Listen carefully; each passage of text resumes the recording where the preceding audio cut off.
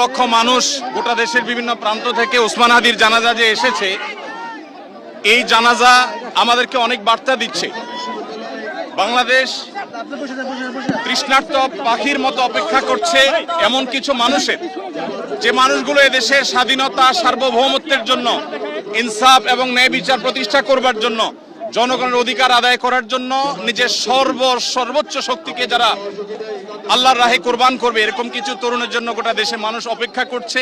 সেই তৃষ্ণা আমরা কিছুটা হলে অনুভব করেছি হাদির জানাজার মধ্যে, এত লক্ষ লক্ষ মানুষের এই উপস্থিতির মধ্য দিয়ে। আমরা শুধু একটি কথাই বলতে চাই, আমাদের আরো হাজার হাজার শত শত হাদির প্রয়োজন, আমাদের ঘরে ঘরে হাদির প্রয়োজন।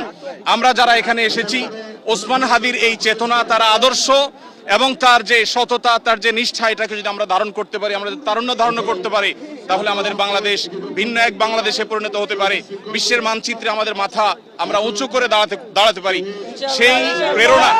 সেই প্রেরণা যেন আমাদের তরুণরা ধারণ করতে পারে, হাদির আদর্শকে যেন আমরা প্রত্যেকে বুকে ধারণ করতে পারি এবং আমাদের প্রিয় স্বদেশকে, এদেশের স্বাধীনতা, সার্বভৌমত্ব, ন্যায় বিচার, এদেশের উন্নতি অগ্রগতির জন্য আমরা সবাই যেন যার যার জায়গা থেকে সর্বোচ্চ শ্রম, মেধা, জীবন যৌবন সব আমরা কোরবান করতে পারি। সেই শিক্ষা যেন আমরা ধারণ করতে পারি, এটাই হলো একমাত্র চাওয়া।